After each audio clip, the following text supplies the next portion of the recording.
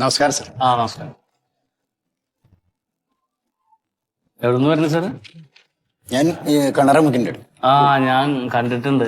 എന്താണ് ആവശ്യം? എനിക്ക് ഒരു വീട് വെക്കണം. ശരി. എത്ര സെന്റ് സ്ഥലമുണ്ട്? ഇത് 25 സെന്റ്. 25 സെന്റ്. ഞാൻ റോഡ് വെക്കിന് NH-ന്റെ റോഡ് വെക്കിന് ഒരു സ്ഥലം ഉണ്ടായി. ഞാൻ ശ്രദ്ധിച്ചു. 1.5 കോടിക്ക് വിറ്റു. നമ്മൾ ഒരുപാട് പ്ലാൻസ് ഉണ്ട്. അപ്പൊ സാറിനുള്ള ഒരു ആവശ്യങ്ങൾ പറഞ്ഞാൽ നമുക്ക് അതിൽ നല്ല അടിപൊളി വീടായിരിക്കണം. ഒരു 4 ബെഡ്റൂം വേണം. നല്ല സൗകര്യമുള്ള ബെഡ്റൂം, അറ്റാച്ച്ഡ് ബെഡ്റൂം, വിശാലമായ ഡൈനിങ്, സ്വിമ്മിംഗ് പൂള് വേണം. സ്വിമ്മിംഗ് പൂള് വേണം. താഴ്ത്ത നമുക്കത് പ്ലാൻ ചെയ്ത് ഒരുക്കാം.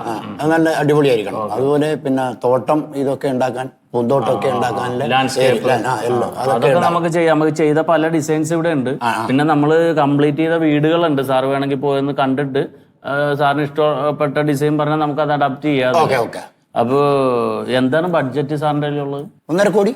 1.5 കോടി. അപ്പൊ ഈ 1.5 CR നമുക്കത് കംപ്ലീറ്റ് ചെയ്യാൻ പറ്റും. അപ്പൊ വീട്ടില് ടോട്ടൽ എത്ര പേരാണുള്ളത്? 2 പേര്, ഞാനും ഭാര്യ.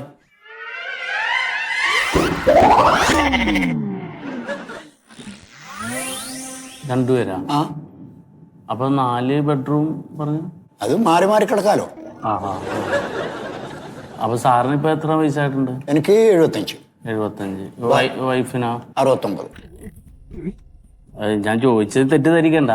നമ്മൾ ഈ ഇത്രയും ഫണ്ട് ഇൻവെസ്റ്റ് ചെയ്യുമ്പോ ഒരു 100-150 കൊല്ലം 2-3 തലമുറകൾ യൂസ് ചെയ്താലേ നമുക്ക് ഇതില് മുതലാവുള്ളൂ. ഇത്രയും ഫണ്ട് മുടക്കി നമ്മളൊരു ബിൽഡിംഗ് കെട്ടുകയാണല്ലോ. അത് ഞങ്ങളുണ്ടല്ലോ. ഉണ്ട്, നല്ലത് തന്നെ. നമുക്ക് ചെയ്യാം. നമ്മളെ ആഗ്രഹം സാധിക്കാനാണല്ലോ നമ്മൾ പൈസ ചെലവാക്കണം. അപ്പൊ സാർ ഒരു പണി ചെയ്യ്, എന്റെ വാട്സപ്പിൽ ആ സ്കെച്ച് ഒന്ന് അയക്ക്. ഞാൻ ഡിസൈൻ ഇതാക്കിയിട്ട് സാറിനെ വിളിക്കാം. അപ്പൊ ഏത് ഇഷ്ടപ്പെടുന്ന സെലക്ട് ചെയ്താൽ നമുക്ക് ഉടനെ നിർമ്മാണം തുടങ്ങാം. സ്കെച്ച് നമ്മൾ ഉണ്ടാക്കണം.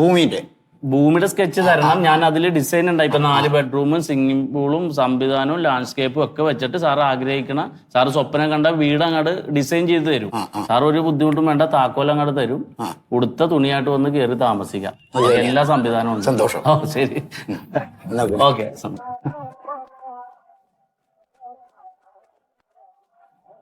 പണി തീരുന്നവരെ 2 ഉണ്ടായാൽ മതിയായിരുന്നു. ഇല്ല ഞാൻ എടുക്കേണ്ടി വരും ഇതിപ്പം.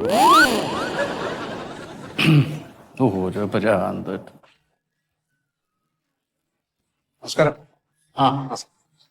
ഇരിക്കും മാഡം. ഞാൻ മന്മഥൻ വിളിച്ചിരുന്നു. എന്നോട് പറഞ്ഞിരുന്നു. അപ്പൊ വീട് വെക്കാൻ ബേസിലിന്റെ വീട് കണ്ടിരുന്നു. നന്നായിട്ടുണ്ട്. ഞാനാ ചെയ്തത്. പറഞ്ഞു. അപ്പൊ അത് എല്ലാം നല്ലതായിട്ടാണ്. അപ്പൊ ഞങ്ങള് ഒരു ചെറിയ പരിപാടി ഇങ്ങനെ തുടങ്ങാനുള്ള. പിന്നെ നമുക്ക് സെറ്റ് ആക്കാല.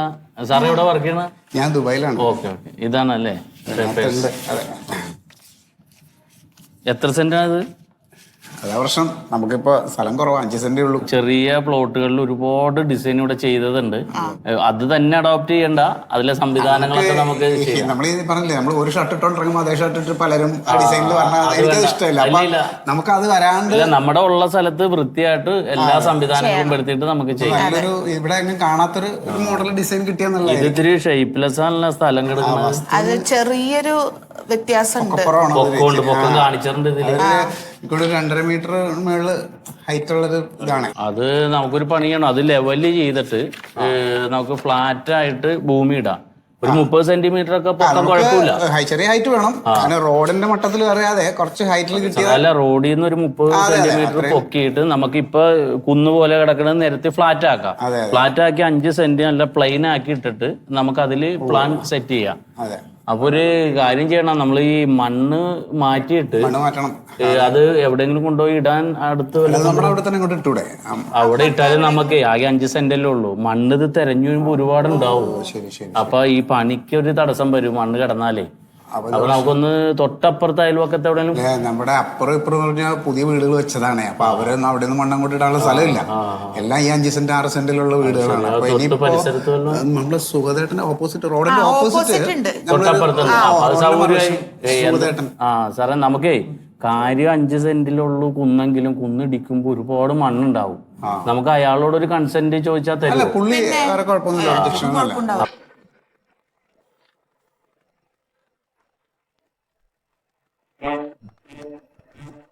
നിങ്ങൾ എന്തൊക്കെ പറഞ്ഞാലും നിങ്ങൾ ചെയ്തത് തെറ്റാണ്. ഇന്ന് തന്നെ നിങ്ങൾ ആ വീട്ടിൽ നിന്ന് ഇറങ്ങണം. ഏട്ടാ ഒരു ബർത്ത്ഡേ ആഘോഷിക്കുന്നൊക്കെ ഇത്ര വലിയ തെറ്റാണോ? നിങ്ങൾ പകല് ബർത്ത്ഡേ ആഘോഷിച്ചോ? നിങ്ങൾ എന്തിനാ രാത്രി ബർത്ത്ഡേ ആഘോഷിച്ച്?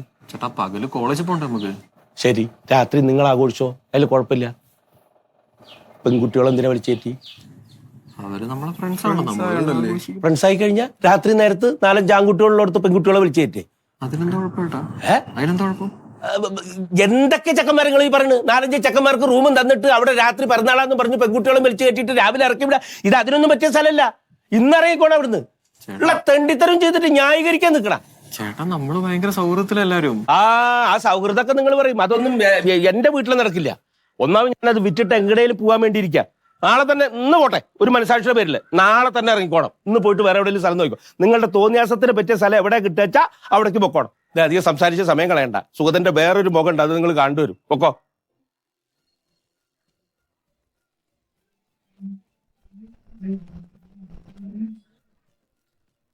ആഹാ, എന്താ വന്നതാ? വാ വാ വാ വാ വാ, കേറി. എന്താ ഇങ്ങനെ പോണു? ഇരിക്കി. എന്താ ഈ വഴിക്ക്? ഞാന് സുഖമായിട്ടൊന്ന് കാണാൻ വരുന്നത്. പിള്ളേരെന്താ പിരിവാന്ന? പിള്ളേരാ വായനശാലയുടെ അവിടെ ഒഴിഞ്ഞു നടക്കുന്ന വീടുണ്ടല്ലോ, അതില് താമസിക്കണവരാ, പഠിക്കണ പിള്ളേരാ. അതിലത്തെ 2 അത്. ഒന്ന് പറയണ്ടെന്നേ, ഇന്നലെ രാത്രി ബീറടിയും ഏതൊക്കെ പെൺകുട്ടികളതിനൊക്കെ കൂടെ പഠിക്കണമെന്നും പറഞ്ഞ് അവിടെ കൊണ്ടുവന്ന് കയറ്റിയേക്കണ് രാത്രി. ഇപ്പൊ ഇന്നത്തെ കാലത്തൊന്നും പറഞ്ഞിട്ട് കാര്യമില്ല, ആണും പെണ്ണും ഒക്കെ കണക്കാ സുഖേട്ടാ. ഇതിന് ഈ തലവേദനയ്ക്ക് അങ്ങോട്ട് ഒഴിവായ പൊക്കോട്ടെ. അല്ല, ഈ ഗൾഫിൽ എന്താ? ഞാനൊരു 10 ദിവസമായി. ഈ മണ്ടൂന്റെ ആഗ്രഹമാണല്ല നമ്മൾ ഈ മേടിച്ച സ്ഥലത്ത് വീട് വെക്കുക എന്നുള്ളതേ. അവിടെ അല്ലേ? അതെ. അപ്പൊ അതിന് വേണ്ടിട്ട് വന്നതാ ഞാന്.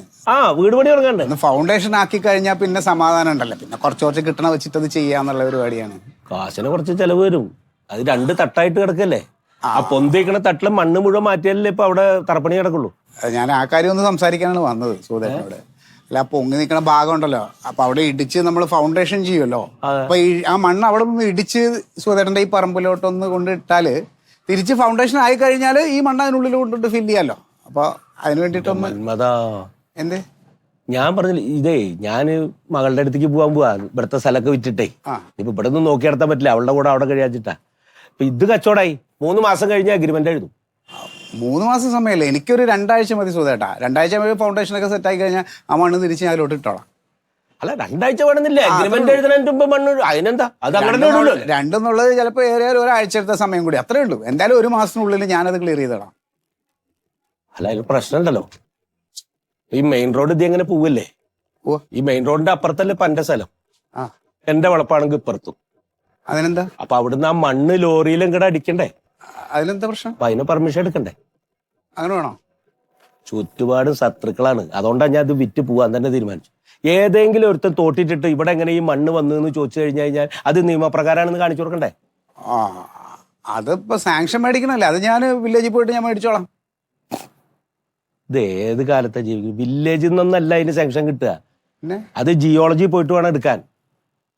അത് ജില്ലാസ്ഥാനത്ത് പോയിട്ട് ജിയോളജിയിൽ നിന്ന് അതിന്റെ അനുമതി മേടിച്ചിട്ട് വരണം. എന്നാലേ ലോറിയിൽ ഇങ്ങോട്ട് മണ്ണ് കടത്താൻ പറ്റും. ആ കടലാസ് വേണം. കുഴപ്പമില്ല സുധേട്ടാ, ഞാനത് ശരിയായിക്കോളാം. ശരി. ജിയോളജിയിൽ പോയിട്ട് ഞാൻ ആ പേപ്പർ ശരിയാക്കാം.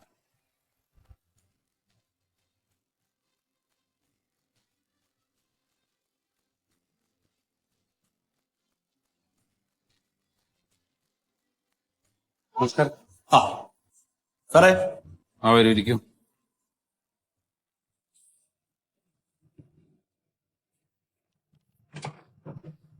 എന്താ? ഞങ്ങളൊരു വീട് വെക്കാനായിട്ടേ, ഞങ്ങളിവിടെ കുമ്പളത്താണ് താമസിക്കുന്നത്. അവിടെ ഒരു വീട് വെക്കാനായിട്ട് ഉള്ള ഒരു തയ്യാറെടുപ്പാ. അപ്പൊ എന്താ വെച്ചാൽ കുറച്ച് പൊക്കമുള്ളൊരു സ്ഥലമാണ്. അപ്പൊ അത് മണ്ണ് മാറ്റിയാലേ വീട് വെക്കാൻ പറ്റുള്ളൂ. ശരി. അപ്പൊ മണ്ണ് മാറ്റണമെങ്കിൽ ഇവിടുന്ന് പെർമിഷൻ വേണമെന്ന് പറഞ്ഞിട്ട് ഇങ്ങനെ. അപ്പൊ നിങ്ങളൊരു കാര്യം ചെയ്യ്, ഇതെല്ലാം കൂടെ പറഞ്ഞിട്ട് ഒരു അപേക്ഷ ഇവിടെ എഴുതി. അപേക്ഷ കൊണ്ടുവന്നിട്ടുണ്ട് സാർ. അപേക്ഷ എഴുതി പറയാനുള്ളതൊക്കെ വേണ്ട കാര്യങ്ങളൊക്കെ അതിനകത്ത് എഴുതണം. അതെല്ലാം എഴുതിയിട്ടുണ്ട്. അപ്പോൾ അപേക്ഷ ഇവിടെ തന്നു കഴിഞ്ഞാൽ നമ്മള് അതിപ്പോ ഈ ലോറിയിൽ മണ്ണ് ഇങ്ങനെ അടിക്കാനുള്ള അതിന് അനുവാദമാണ്. അതെ. അപ്പൊ ഞങ്ങൾ ഇവിടുന്ന് വന്നിട്ട് സ്ഥലമൊക്കെ ഒന്ന് പരിശോധിക്കും. പരിശോധിച്ച് കഴിഞ്ഞിട്ട് ഇവിടുന്ന് അതിനുള്ള പെർമിറ്റ് തരും. ധാതു ഗതാഗത പെർമിറ്റ് എന്ന് അതിന് പറയാ. എന്താ പറയാ? സാധുവല്ല. ധാതു ഗതാഗത പെർമിറ്റ്. സാറേ ഇതിന്റെ വേറൊരു പ്രശ്നം വെച്ച് കഴിഞ്ഞാല് ഇതിപ്പോ ലോറിയിലും ഒരുപാട് ദൂരമൊന്നും മണ്ണടിക്കേണ്ടതില്ല. കാരണം ഞങ്ങള് മണ്ണ് ഇവിടുന്ന് എടുത്ത് ഇടുന്നത് തൊട്ട് അപ്പുറത്തെ ഞങ്ങളുടെ റോഡിന്റെ മറുവശത്ത് ഒരു 40 മീറ്റർ കഷ്ടി അത്രേ ഉള്ളൂ. ആ സുഗതൻ ഒരു ചേട്ടന്റെ വസ്തുവിലാണ് ഇടണത്. അതേ ഇതിപ്പോ 40 മീറ്റർ ആയാലും 400 മീറ്റർ ആയാലും നിയമമൊക്കെ ഒന്ന് തന്നെയാ അല്ല സാറേ? അതായത് ഇപ്പൊ നിങ്ങളിപ്പോ ഇവിടെ നിന്ന് എടുക്കുന്ന മണ്ണ് കൊണ്ടുപോയി നിക്ഷേപിക്കുന്ന സ്ഥലം ഇനിയിപ്പോ സർക്കാരിന്റെ ഒക്കെ ഏതെങ്കിലും ലാൻഡിലൊക്കെ ആണെന്നുണ്ടെങ്കിൽ അപ്പൊ അതിന് പെർമിറ്റ് എടുക്കേണ്ട ആവശ്യമില്ല. കേസ് എന്തെങ്കിലും വരികയാണെങ്കിൽ അത് നമുക്ക് ഇവിടുന്ന് മാനേജ് ചെയ്യാവുന്ന നമുക്ക് റോഡ് പണിക്കൊക്കെ ഉപയോഗിക്കാമല്ലോ. അതെ, പിന്നെ സർക്കാരിന്റെ എന്തെങ്കിലും ആവശ്യങ്ങൾ വരികയാണെങ്കിൽ അതൊക്കെ മണ്ണിട്ട് നികത്തുന്നതിനൊക്കെ വേണ്ടിയിട്ടാണ് ഇത് ഉപയോഗിക്കുക. അല്ല ഞങ്ങളുടെ അത് അങ്ങനെയല്ല സാറേ. ഞങ്ങൾ ഇപ്പൊ എടുത്തുകൊണ്ട് അവിടെ ഇടുമല്ലോ ആ മണ്ണ്. അത് ഞങ്ങൾ ഫൗണ്ടേഷൻ കെട്ടിക്കഴിഞ്ഞാൽ തിരിച്ച് അതിനുള്ളിൽ ഫില്ല് ചെയ്യാൻ ഈ മണ്ണ് തന്നെ എടുക്കണേ. ആ മണ്ണോട് തിരിച്ചിടും. ഒരു കാര്യം ചെയ്യാം, അപ്പൊ നിങ്ങൾ ഈ അപേക്ഷ ഇവിടെ തന്നാൽ മതി. അപ്പൊ നമ്മൾ വന്ന് നോക്കിയിട്ട് ഈ ധാതു ഗതാഗത പെർമിറ്റ് തരും കേട്ടോ. അപ്പൊ അതിന് വേറെ പിന്നെ വേറെ 1-2 സംഗതിയും കൂടി ഉണ്ട്. പെർമിറ്റ് അനുവദിക്കുകയാണെങ്കിൽ നിങ്ങളൊരു കാര്യം ചെയ്യണം, ഈ പാസ് മെയിൻറ്റെയിൻ ചെയ്യുന്നതിന്റെ കാര്യം കൂടെ ഒന്ന് മനസ്സിലാക്കി വെക്കണം. അതായത് പാസിന്റെ ഒരു മോഡൽ നമ്മൾ ഇവിടുന്ന് നിങ്ങൾക്ക് തരും. അത് അപേക്ഷകൻ തന്നെ ഏതെങ്കിലും പ്രസ് കൊണ്ടുപോയിട്ടോ അല്ലെങ്കിൽ ഏതെങ്കിലും DTP സെന്ററിലൊക്കെ കൊണ്ടുപോയിട്ട് നിങ്ങൾ എത്ര ലോഡ് മണ്ണാണ് എടുക്കുന്നതെങ്കിൽ അത്രയും കോപ്പി എടുത്തു വെക്കണം. പിന്നെ നമുക്ക് ഇവിടെ ഈ കാർബൺ കോപ്പി പോലെയുള്ള സൂക്ഷിക്കേണ്ട ആവശ്യമുള്ളതുകൊണ്ട് നിങ്ങൾ അതിന്റെ ഡ്യൂപ്ലിക്കേറ്റും കൂടെ കയ്യിൽ വെക്കണം. എന്നിട്ട് എല്ലാം ചേർത്ത് ഇവിടെ കൊണ്ടുവന്ന് എല്ലാം തന്നു കഴിഞ്ഞാൽ നമ്മൾ ഇവിടുന്ന് സാങ്ഷൻ ആക്കി തരും. ഇനി അതിനകത്ത് നിങ്ങൾ വെക്കേണ്ട പ്രധാനപ്പെട്ട ചില കാര്യങ്ങളുണ്ട്. അപ്പൊ അതും കൂടി ഒന്ന് ശ്രദ്ധിച്ച് കേൾക്കുക. ഇടയ്ക്കിടയ്ക്ക് ഇനി ഏന്ന് ചോദിക്കരുത് കേട്ടാ. ഇനി എഴുതി തരണമെങ്കിൽ അങ്ങനെയും ചെയ്യാം. വേണോ? പറഞ്ഞ പോരെ? അതിൽ അപേക്ഷകന്റെ പേര്, അഡ്രസ്, ഇവിടുന്ന് നമ്മൾ അനുവദിക്കുന്ന പെർമിറ്റിന്റെ നമ്പര്, തീയതി, വണ്ടിയുടെ നമ്പര്, എപ്പോ വണ്ടി പുറപ്പെടുന്നു, എപ്പോ അവിടെ എത്തിച്ചേരുന്നു, ഈ വണ്ടി സഞ്ചരിക്കുന്നതിന്റെ റൂട്ട്, മണ്ണിന്റെ അളവ്, തൂക്കം, ഇതെല്ലാം അതിനകത്ത് കൃത്യമായിട്ട് രേഖപ്പെടുത്തണം കേട്ടോ. പിന്നെ മണ്ണടിക്കുന്ന സമയം അത് പ്രവൃത്തി ദിവസങ്ങളിലാണെങ്കിൽ രാവിലെ 6 മണി മുതൽ വൈകുന്നേരം 6 മണി വരെയാണ്. അത് കഴിഞ്ഞാൽ പിന്നെ വണ്ടി തൊടരുത്, ചലിപ്പിക്കരുത്. അവധി ദിവസങ്ങളിലാണെങ്കിൽ മണ്ണടിക്കാൻ പാടില്ല. പിന്നെ വയൽ, നിലം, തണ്ണീർത്തടം, പുഴ, തോട്, വെള്ളം ഒഴുകിപ്പോകുന്ന ആ പ്രദേശങ്ങളിൽ ഒന്നും മണ്ണ് കൊണ്ടുപോയിട്ട് തട്ടരുത്. എങ്ങാനും നിയമവിരുദ്ധമായിട്ട് വല്ലതും ചെയ്തെന്ന് അറിഞ്ഞാൽ പിന്നെ പറയണ്ടല്ലോ, കേസാവും കേട്ടാ. അപ്പൊ അങ്ങനെ. പിന്നെ വേറെ ഒരു കാര്യം കൂടെ പറഞ്ഞേക്കാം. നിങ്ങൾ ഈ മണ്ണെടുക്കാൻ ഉദ്ദേശിക്കുന്നത് ഒരു 10-20 ദിവസത്തിൻ്റെ ഉള്ളിൽ ചെയ്തു തീർക്കാനാണ് എങ്കിൽ ഒരു 15 ദിവസമൊക്കെ ആകുമ്പോഴത്തേന് മഴ പെയ്തു എന്ന് വിചാരിക്കുക, തീർന്നില്ല, അപ്പൊ നമ്മൾ വിട്ടുപോകില്ലേ? അതേപോലെ വണ്ടിക്ക് എന്തെങ്കിലും കുഴപ്പങ്ങൾ പറ്റി, റിപ്പയറൊക്കെ വന്നു, അല്ലെങ്കിൽ പണിക്കാരെ കിട്ടിയില്ല, അങ്ങനെ വന്നു കഴിഞ്ഞാലും പണി മുടങ്ങും. അപ്പോൾ ഈ 20 ദിവസത്തിൻ്റെ ഉള്ളിൽ എന്ന് പറഞ്ഞ സംഗതികൾ തീരാതെ വരും. അങ്ങനെ തീരാതെ വന്നു കഴിഞ്ഞാൽ 21ാമത്തെ ദിവസത്തിലേക്ക് പോകരുത്. ഇവിടെ വന്നിട്ട് ആദ്യം അപേക്ഷ നൽകണം. അപ്പൊ അങ്ങനെയുള്ള സംഗതികളും ഉണ്ട് കേട്ടോ. ഇനിയിപ്പോ നിങ്ങൾ അവിടുന്ന് 250 ലോഡ് മണ്ണാണ് എടുക്കണമെന്ന് വിചാരിക്കുക. അത് 770 മെട്രിക് ടണ്ണാണ്. അപ്പൊ ട്രഷറിയിൽ ഒരു 30,000 റുപ്യ റോയൽറ്റി അടയ്ക്കേണ്ടതായിട്ട് വരും. അതുകൂടി ഒന്ന് ഓർമ്മിപ്പിച്ചാണ്. അപ്പൊ സ്ഥലം കണ്ടിട്ടേ നമുക്ക് തീരുമാനിക്കാൻ പറ്റുള്ളൂ. സാറേ കണക്ക് നോക്കിയിട്ട് പറയാം. സാറേ ഞങ്ങളുടെ ഒരു ലോറിയുടെ ഒരു ഡ്രൈവറെ ഞാൻ വിളിച്ച് കാണിച്ചപ്പോ ഒരു 150 ലോഡൊക്കെ വരുള്ളൂ എന്നാ പറഞ്ഞത്. 150 ലോഡ് ഉള്ള മണ്ണ് അത് പറയാൻ പറ്റില്ല. സ്ഥലം കണ്ടിട്ട് തീരുമാനിക്കാം. നോക്കട്ടെ, അത് ഞങ്ങൾ വന്ന് നോക്കിയിട്ട് പറയാം. പിന്നെ നിങ്ങളിപ്പോ കൊണ്ടുപോയിട്ടിട്ടുള്ള മണ്ണില്ലേ, അതിപ്പോ നിങ്ങൾക്ക് തിരിച്ചു വേണോ? വേണം. അപ്പൊ തിരിച്ചിങ്ങോട്ട് എടുക്കണ്ടേ? അപ്പൊ അത് അവിടുന്ന് തിരിച്ച് ഇങ്ങോട്ട് കൊണ്ടുവരുന്നതിന് ഇവിടെ നേരത്തെ തന്നതുപോലെയുള്ള അപേക്ഷ നമുക്ക് വേറെ സെപ്പറേറ്റ് തരണം കേട്ടോ. അപ്പൊ ഞങ്ങൾ അവിടെ വന്ന് വീണ്ടും ആ സ്ഥലമൊക്കെ പരിശോധിച്ചിട്ട് നമ്മൾ അതിന് പെർമിറ്റ് തരും കേട്ടോ. ധാതു ഗതാഗത പെർമിറ്റ് എന്നതിന് പറയാ. എന്താ പറയാ? ധാതു ഗതാഗത പെർമിറ്റ്. പിന്നെ വേറൊരു പ്രധാനപ്പെട്ട കാര്യം, അതായത് ഈ GPS ഉപയോഗിക്കുന്ന സർവേയർമാർ കാണും. അവരെടുത്ത് പോയിട്ട് നിങ്ങൾ ഈ മണ്ണെടുക്കുന്ന സ്ഥലമുണ്ടല്ലോ, ആ സ്ഥലത്തിന്റെ അക്ഷാംശവും രേഖാംശവും രേഖപ്പെടുത്തണം. അത് നമുക്കിവിടെ ഫയലിൽ വെക്കാനുള്ളതാണ് കേട്ടാ. ഇല്ല, അത് ബുദ്ധിമുട്ടൊന്നുമില്ല. അത് അവരെ പോയി കണ്ടു കഴിഞ്ഞാൽ അത് അവർക്കറിയാം, അവർ ചെയ്തോളും. പിന്നെ വേറെന്താ? ആ ലോറിയിൽ കൊണ്ടുപോകുമ്പോഴേ ലോറിയുടെ മേലെ ടാർപോൾ ഇടേണ്ട കാര്യം. നിങ്ങൾ മണ്ണെടുക്കുമ്പോ മണ്ണെടുത്തിട്ട് അവിടെ കൊണ്ടുപോയിടില്ലേ, ഇങ്ങനെ കൊണ്ടുപോയി ഇടുന്ന സമയത്ത് അതിന്റെ മുകളിൽ പാറി പറത്തിട്ട് കൊണ്ടുപോകാൻ പറ്റില്ല. ലോറിയുടെ മുകളിൽ ടാർപോളിന് ഇടണം. അത് പോകുന്ന സ്ഥലത്തുള്ള ആളുകൾക്ക് അതുപോലെയുള്ള വാഹനങ്ങൾക്ക് വീട്ടുകാർക്കൊന്നും ഒരു നിലയ്ക്കുള്ള ബുദ്ധിമുട്ടുണ്ടാവാൻ പാടില്ല. അങ്ങനെ നിയമവിരുദ്ധമായിട്ട് എന്തെങ്കിലും പ്രവർത്തിക്കുകയൊക്കെ ചെയ്തു കഴിഞ്ഞാൽ കേസാവും, അത് വലിയ പ്രശ്നമാവും. എന്തെങ്കിലും രീതിയിലുള്ള നഷ്ടപരിഹാരം കൊടുക്കേണ്ടി വന്നു കഴിഞ്ഞാൽ അത് നിങ്ങൾ കയ്യിൽ നിന്ന് കൊടുക്കുകയും വേണ്ടി വരും. പൊടി പറക്കാനായിട്ട് ഇത് ഇവിടുന്ന് എടുത്ത് അപ്പുറത്ത് ഇടുന്നല്ലേ ഉള്ളൂ, അത്രയല്ലേ ഉള്ളൂ. അതൊക്കെ ശരി. പറഞ്ഞിട്ട് കാര്യമില്ല. ലോറി ഡ്രൈവർ എത്ര സ്പീഡിൽ അത് ഓടിക്കണമെന്ന് പറയാൻ പറ്റുമല്ലോ നമുക്ക്. സാറേ ഇവിടുന്ന് ഇവിടെ അല്ല, ഇതൊക്കെ ചെയ്യണം. ഇതെല്ലാം ചെയ്യണം കേട്ടോ. അതെ. അപ്പൊ ഇനി വേറെന്താ ഒന്നും ഇല്ലല്ലോ? വേറെ ഒന്നുമില്ല. അപ്പൊ അങ്ങനെ പിന്നെ ഒരു സെക്കൻഡ് നിന്നേ. ഇത് കയ്യിൽ വെച്ചോ.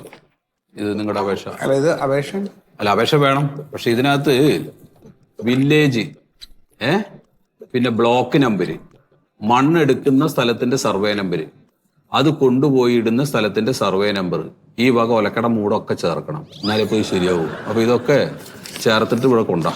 അപ്പൊ ശരിയാക്കി തരാം കേട്ടാ. സാറേ, ആ സർവേ നമ്പർ അറിയില്ലേ എന്ന് ചോദിച്ചാൽ?